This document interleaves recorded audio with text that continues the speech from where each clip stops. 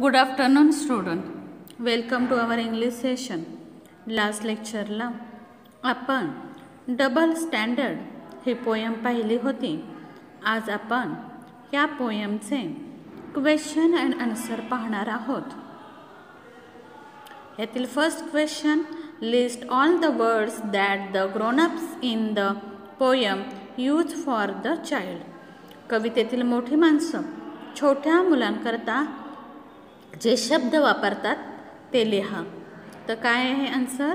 Lazy, stubborn, shocking and rude, clumsy, careless, terror, wild and naughty, wrong. Second question, list all the situation describe in the poem. For example, waking late. कवितेतील वर्णन केलेले प्रसंग लिहा. For example म्हणून त्यांनी आपल्याला काय दिलेले आहे? Waking up late. अशाच पद्धतीचे प्रसंग आपल्याला काय करायचे आहेत? लिहायचे आहेत. Waking up late, say no to something, raising voice, breaking something म्हणजे काहीतरी तोडणं, डुईंग समथिंग रॉंग काहीतरी चुकीचं करणं, आणि कॉरलिंग. कॉरलिंग म्हणजे काय? तर भांडणं करणे. अशा पद्धतीने आपण कवितेत आलेले प्रसंग लिहू शकतो. आता आपण पुढच्या प्रश्नाकडे वळूया. Question number 3, find the antonyms of म्हणजे पुढील शब्दांचे विरुद्धार्थी शब्द लिहा.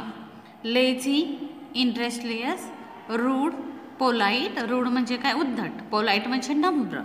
फर्म म्हणजे ठाम असणे. हेस्टिटन. त्यानंतर केअरलेसचं केअरफुल, रॉंगचं राईट. अशा पद्धतीने आपण अपोजिट वर्ड्स म्हणजे विरुद्धार्थी शब्द पोयममधून लिहू शकतो. आता पुढचा प्रश्न पाहूया.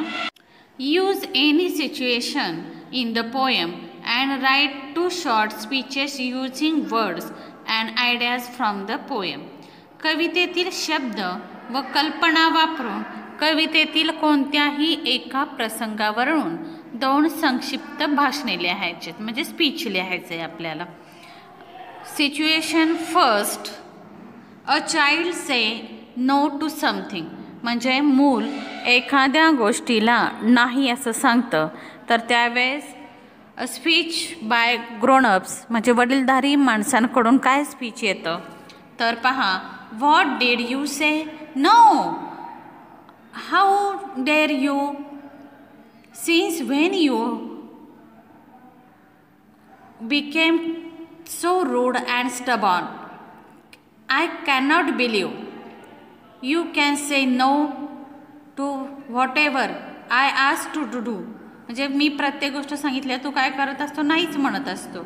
You are a small child. You cannot refuse to do anything if told by elders. Do it again. I shall take you to task. Did you get it? तुला समजले का? अशा पद्धतीने ग्रोनअप्सची काय येईल? प्रतिक्रिया येऊ शकते की ज्यावेळेस एखादं मूल एखादी गोष्ट नाही म्हणतं त्यावेळेस. सेकंड सिच्युएशन आता आपण पाहूया. A grownups explain why he she says no to something. पहा, grownup speech. Look, you cannot go for swimming. तू स्विमिंगला नाही जाऊ शकत. My decision is final. हा माझा जो निर्णय आहे तो शेवटचा आहे. I am firm about this. मी यावर काय आहे? ठाम आहे. I am firm about this. You should know why I don't allow you to go to the pond. तुला माहीत आहे का मी तुला परवानगी का देत नाही आहे त्या पॉन्डमध्ये जायची? All sort of people swim there. तेथे खूप लोक स्विम करतात म्हणजे पोहतात. It is the terribly dirty pond. ते खूप घाणेरडं असं झालेलं आहे. See what I tell you is good for you. मी जे सांगतोय ते तुझ्या भल्यासाठीच आहे म्हणजे गुड आहे तुझ्यासाठी. And children should obey elders. मुलांनी मोठ्या माणसांची आज्ञा पाळावी. You will not go, that's it. तू तेथे जाणार नाही आहे आणि हे शेवटचं आहे. आता यानंतर आपण पुढचा क्वेश्चन पाहणार आहोत. पुढचा Question. From two groups and discuss the following statement. One group should support the statement and other group should oppose it. तुम्हाला काय करायचं आहे तर You may use English or your mother tongue whenever necessary in the discussion. तुम्हाला 2 गट तयार करायचे आहेत. पुढील विधानांची चर्चा करा. एका गटाने त्या विधानाला पाठिंबा द्यावा व दुसऱ्या गटाने त्याला विरोध म्हणजे प्रतिकार करावा. चर्चेसाठी तुम्ही इंग्रजी किंवा आवश्यक तेथे मराठी सुद्धा वापरू शकता. तर स्टेटमेंट 1 काय आहे?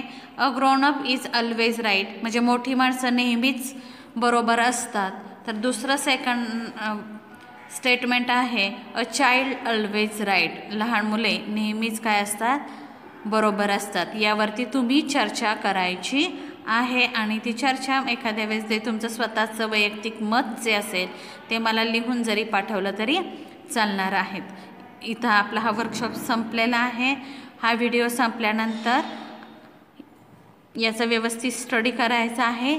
तो आपल्या नोटबुकमध्ये लिहायचा आहे आणि नंतर मला आपल्या व्हॉट्सअप ग्रुपवरती तुम्ही सेंड करणार आहात.